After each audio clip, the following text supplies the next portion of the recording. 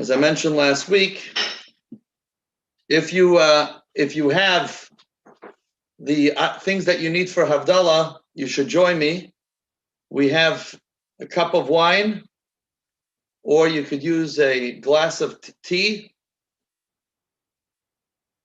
or grape juice. We also have a candle, and we also have spices. And during the Havdalah, we will make a blessing on the candle when we do so. And again, if you have a candle, if you have 2 matches, you could also join in. And when we make the blessing on the candle, you could also make a blessing. And it's customary to look at our fingernails after we make the blessing on the candle. And of course, we smell the spices. After Havdalah, we will share a few stories and thoughts. As I mentioned last week, throughout the years, Shabbos afternoon, we have always used this the time during the Kiddush luncheon to have a little farbrengen, an opportunity to speak together and share thoughts together. So the Hasidic custom of having a Chabad custom of having a farbrengen is to either have it on Shabbos afternoon or on Saturday night, otherwise known as Motzoi Shabbat. And so, since we cannot have the farbrengen these days on Shabbos afternoon, we are having the farbrengen on Motzoi Shabbat. Just going to find a place for the Havdalah in my Siddur. Shana, when I stand up, if you could turn the camera so that you could see me in the video. Okay.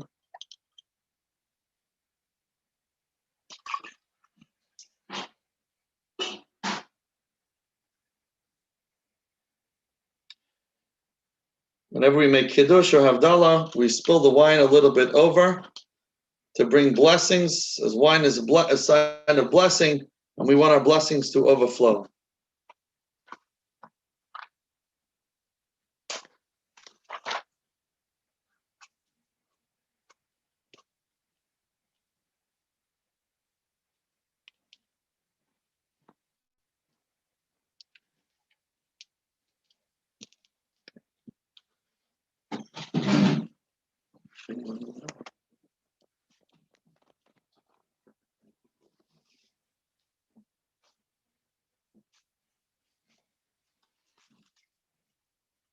If you bring me an Hine Elishua Siaftach v'lo yefchad Ki oziv ezimras Yadinoi v'yihi li lishua U'shavtem mayim b'sosei mimayne ha'yeshua Adonai ha'yeshua lam chaver ha'sach ha'sela Adonai tzivay simanu miskavolanu le'yakiv sela Adonai tzivay sashri adam b'teach habach Adonai Yeshua Hamelach Yaneinu v'yayim kareinu Hayodim ha'yisrael v'simcha v'sasim v'kar kein tiyelanu K'yishishu v'sasa v'shem Adonai yakra Savri maranan Baruch atah Adonai Eloheinu melech ha'olam Bairei pri hagafen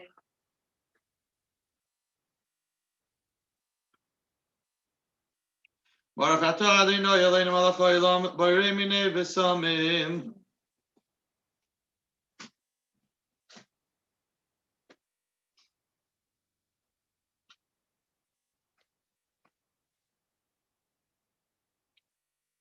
Baruch atah Adonai Eloheinu melech ha'olam Bairei moirei ha'esh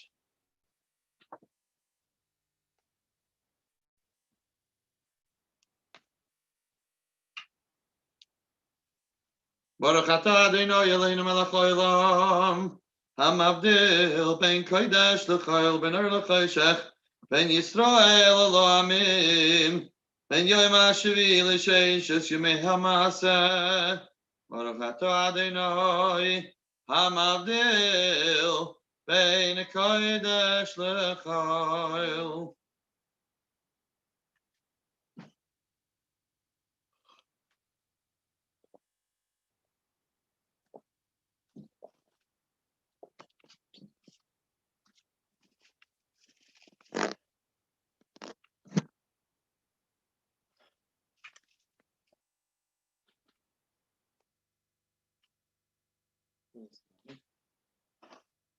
Thank you. Shvua Tov, Shvua Tov. You can move the camera a little bit up. Going to make the blessing after we eat a drink, especially the wine. We have to make a special after bracha. I'm just going to make the after bracha, and then we will begin our farbrengen. Baruch atah Adonai Olam haolam.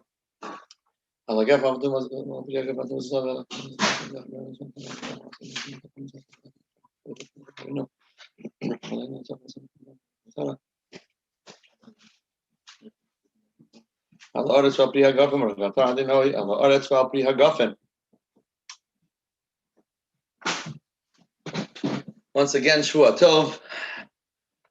Always be good on Matzai Shabbat.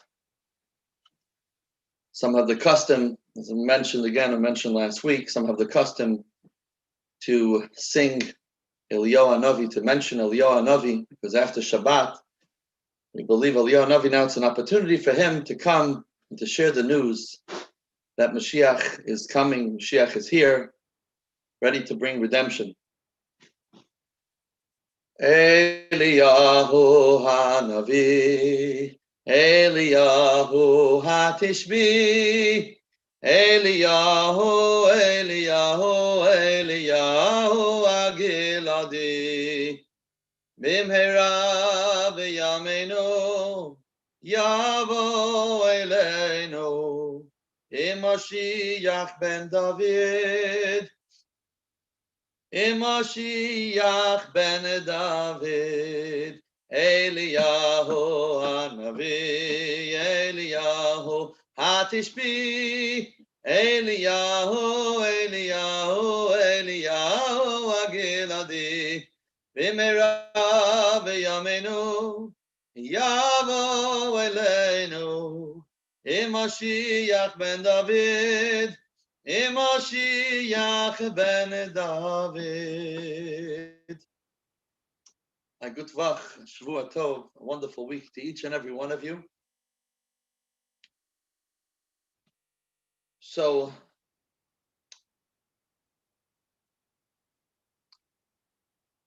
on Friday, a friend of mine, a Chabad rabbi, sent me a picture of a Torah, and he said that someone in his community had offered to purchase a Sefer Torah on Simchas Torah, and he was looking into different Torahs, and he wanted my opinion about the letters in this particular Torah. And he ended up sending me a couple different options of what I thought of the handwriting in the Torah. And then last night, during our Shabbos meal, maybe it was this afternoon, one of my kids shared a story, which I remember hearing at the time.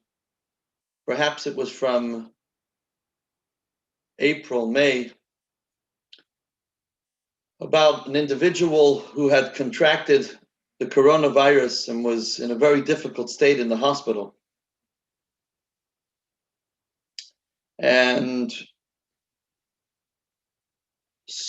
there was a few people who made an initiative at the time to get people to buy letters in a Torah, in a communal Torah.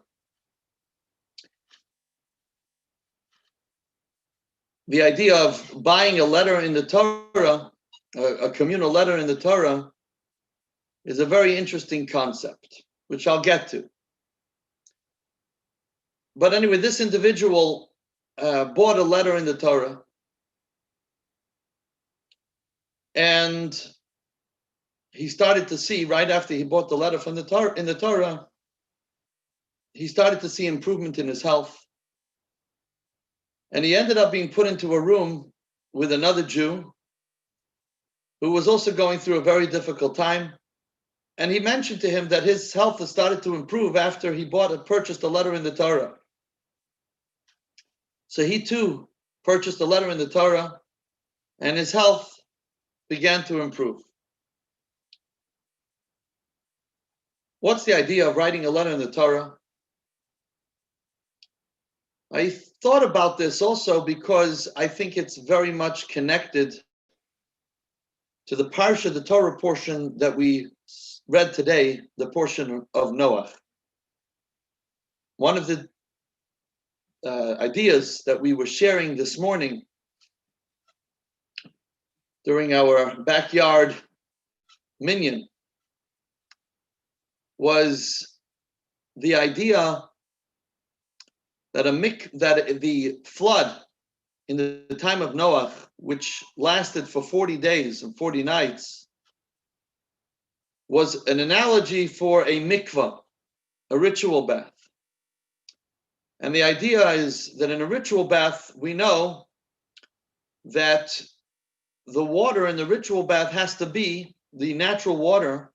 For it to be a kosher ritual bath, has to be a minimum of a measurement of 40 sa'ah, which I believe is a sa'ah is about a pint of water, of natural water, so either rainwater or from a natural source.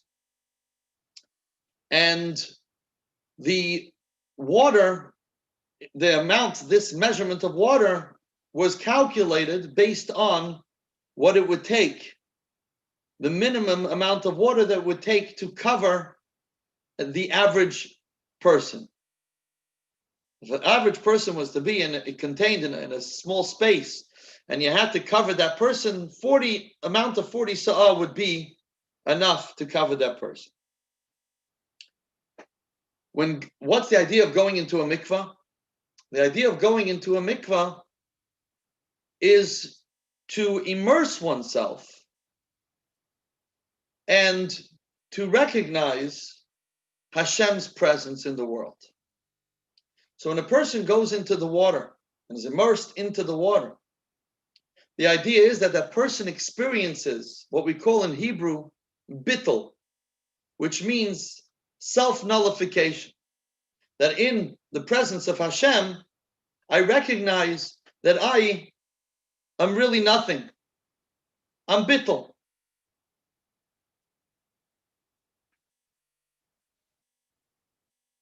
There was a Farbrengen in Russia, obviously maybe in the days of the Tsar, a Farbrengen.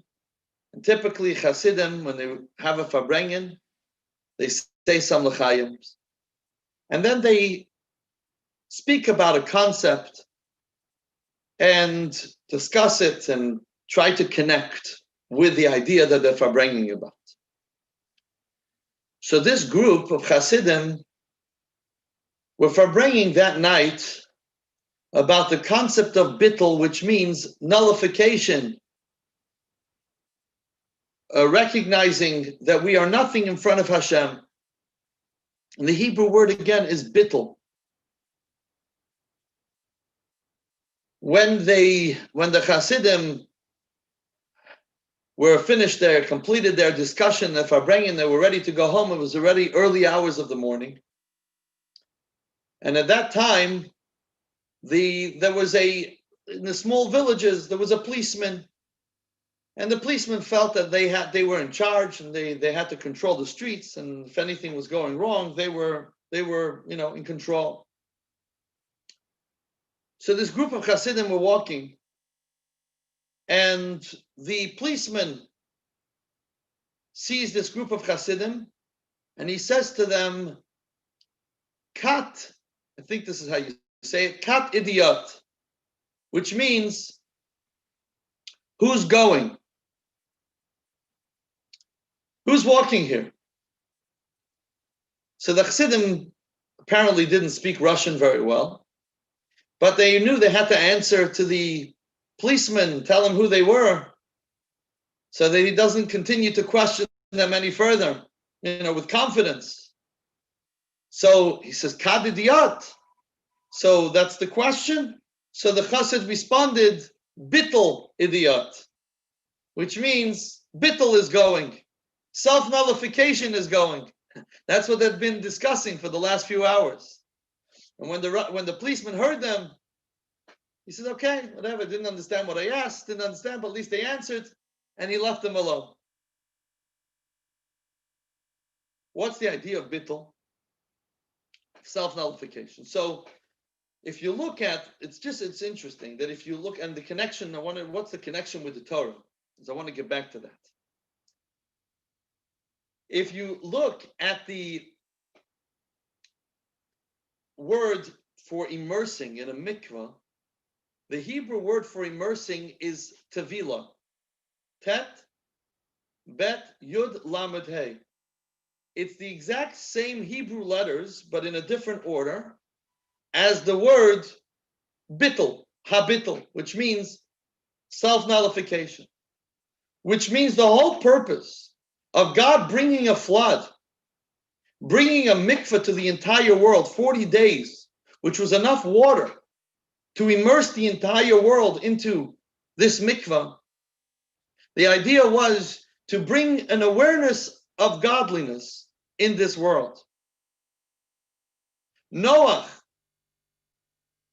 who built the ark, he already had that recognition of godliness, and therefore he didn't need to go into this mikveh. He went into the ark. We are taught that our struggles in life is like the flood, in the sense that the purpose of our struggles is ultimately to help us become aware, to become self-nullified, immersed. The moment we recognize godliness in our lives, then we no longer need to continue with this struggle. The moment we recognize our true identity, that we are nothing in front of Hashem, the moment we recognize who we are, we allow for blessings to be revealed. And this is the idea of purchasing a letter in the Torah. What does that mean? Every single Jew is ultimately a letter in the Torah.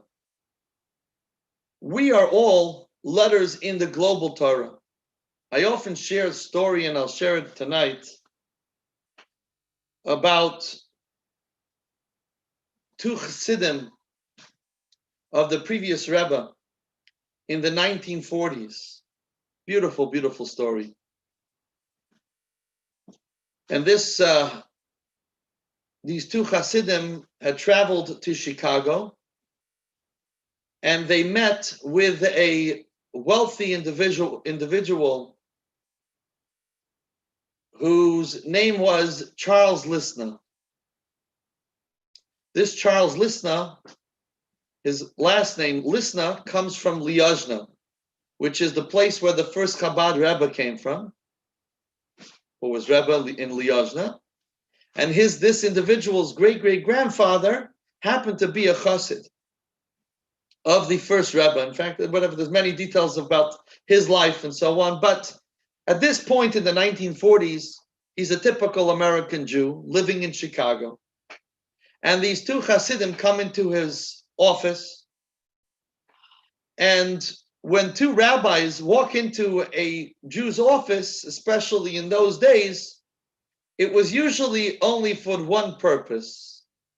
So without even taking the time to talk to them, he pulled out his checkbook and he began to write. He says, I know why you're here. You're obviously raising money for some organization, and I'm going to write the check and give you a donation. The two Hasidim said, thank you very much, but it's not really the main purpose why we came. He says, why would two Jews from Brooklyn come to Chicago? So one of them wanted to give him a nice parable.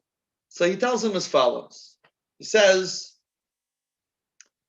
that in the old shtetl in Europe, in the small little towns, there were a lot of traveling businesses. They couldn't have every business, but people would come with there to sell different things. They would have traveling speakers, they would have traveling businessmen, and they also had a traveling scribe. What was the traveling scribe's purpose? Every so often we have to check our mezuzahs, our tefillin, our Torahs. We have to check them to make sure that they're kosher. The weather could affect them, sometimes with age, and so on. We have to make sure that every letter is complete. And so there would be a traveling scribe. And the scribe came to the town, he would check everybody's tefillin and the Torahs and so on, and mezuzahs. So they said that we are traveling scribes. And he said that every single Jew is a letter in the Torah. Sometimes what happens is the letter gets a little scratched, a little broken. Some of the ink can get cracked off. And what happens is, if the one letter is cracked, the entire Torah becomes invalid. For a Torah to be kosher, every single letter has to be kosher. For a mezuzah to be kosher, every letter of the mezuzah has to be kosher. So we are here, he said, traveling, trying to help fix up the human letters of the Torah, of the global Torah. If each Jew is a letter in the global Torah, we all have to be perfect. And so we're helping to correct the letters to make sure that the ink is not cracked off, and helping people advance in their observance and their connection to Hashem. The man Charles Listener was very impressed, and he gave them a little check. Later, he became close to Chabad, gave some bigger checks. I saw a letter back from the previous Rebbe in the 1940s to this Charles Listener, thanking him for a check of $50,000 in the 1940s. He was a very well-to-do person. But initially, that wasn't their purpose. They weren't there they weren't going around to raise money. That was part of it. But the main purpose at the time, they were going as messengers, as shluchim, as emissaries of the previous Rebbe, to inspire people to become closer to Hashem, to enhance in their connection to Hashem, much like we're doing here in Old Japan. When these two Hasidim came back to the previous Rebbe, and the previous Rebbe had asked them for a report of their travels and what they had accomplished and so on, one of them was very excited to share this analogy that he had used of the traveling scribes. And he told it over to the previous Rebbe, expecting that the previous Rebbe would become extremely satisfied, happy with his analogy, and bring the previous Rebbe some joy. However, when the previous Rebbe heard this analogy, he actually became very serious. He became very serious and seemed very unpleased.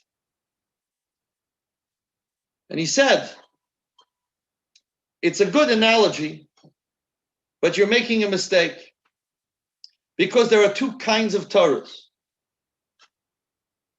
One kind of Torah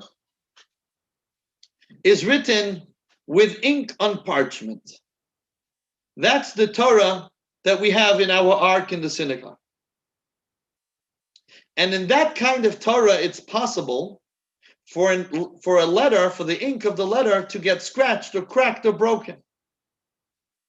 But there's another kind of letter. And the other kind of letter is not a letter that's written with ink, but rather one that is engraved in stone. And a letter that is engraved in stone can never become cracked. It could only sometimes be filled with dust and be covered over. He said the letters of the Jewish people are compared to, we are a global Torah, each of us is a letter in the Torah. We are engraved letters. Our letter can never become cracked or broken. Just sometimes it can become filled with a little dust. It's a beautiful message and reminds us how we are always connected with Judaism. We are always connected with God, but sometimes we get a little covered up and we have to uncover that schmutz, that little dirt that doesn't allow us to appreciate our connection with God. There's one day a year where we connect on a level that's very deep, that gets to the bottom of this letter, and that's on Yom Kippur. On Yom Kippur, we connect with Yechida, with the deepest level, the fifth level, the deepest level of our soul. And so what happens, going back to the Torah scroll and the purchasing of a letter in the Torah scroll, in a talk from 1982,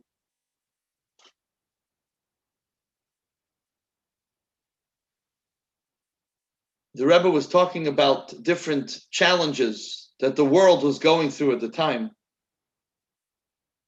And the Rebbe said that when a person purchases a letter in the Torah, what happens is the person reveals their connection with every single Jew. And when I reveal my connection with another Jew, I reveal the essence, because how am I connected to you? We have different levels of our soul. We have the intellectual level of our soul, the functional level of our soul, the emotional level of our soul. On those levels of our soul, when it comes to the functional, the emotional, and the intellectual, no one is the same.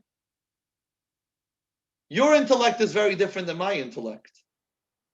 Your emotions are very different than my emotions. Your function of mitzvahs, even if we try our hardest to do the mitzvahs to the best possible way, our function of the mitzvahs are very different. So when we come to a revealed level of our soul, in the functional, in the emotional, and intellectual levels of our soul, we're not the same. In order to see our true connection with one another, we have to reach the deepest level of our soul, which is the Yechida. And that's the accomplishment of buying a letter in the Torah. When we buy a letter in the Torah, we now do an action that reveals that we are one. Because why am I buying a letter in the Torah? Because I want to be united with everybody else. When I buy a letter in the Torah, and you buy a letter in the Torah, and we all buy a letter in the Torah, we become united. And how do we become united? By recognizing that we're all one. And when we recognize that we're all one, we're reaching the deepest level of our soul. And when we reach the deepest level of our soul, the Rebbe says that on such a level, all blessings are revealed. When the deepest level of our soul, God is always giving us blessings. I'll just finish off with this. God is always giving us blessings. But sometimes the blessings aren't revealed to us. We see them as struggles. We see challenges in life. We don't see the blessing that God is giving us. We're seeing the challenge. But when we're able to reach the deepest level of our soul, there, the blessings are revealed. And so if we want to reveal blessings, then we connect to each other on the deepest level of our soul, which is bittul, by recognizing that I'm not a person for myself. That's the concept of a mikvah. And that's the concept of the Torah. To recognize that we are not individuals to ourselves. We are individuals. And there's power to individuality. And there's value to individuality. But not individuality on our own. We're only individuals when we are able to be collective and part of one big thing together. Then our individuality counts. And at that moment, when we could be united, then we're united with the deepest level of our soul, and there all the blessings come with revealed in a revealed way. And so if we want to truly go into the mikvah and to bring blessings in our lives, we have to either purchase a letter in the Torah, which if anybody wants to do, I could help you with that. Or I should say, and enhance our behavior, our actions, when it comes to Ahavat Yisrael, which is the mitzvah of loving our neighbor as ourselves. Because when we could truly love each other, then we're revealing that we are all the same. And when I recognize that you and I have commonality, then I'm revealing where's the commonality in the depths of our soul. And when I reveal that, I'm revealing blessings for myself and for everyone around us. So may we continue to have only good news. I want to say a little l'chaim to each and every one of you. And I want to say l'chaim today was Yassi's birthday. Yassi's in yeshiva. I want to say l'chaim for Yassi's birthday, and we should continue to have love for each other, love for Hashem, and to continue to grow in our connection to God, and to have revealed blessings to each and every one of you. L'chaim and Shavua Tov.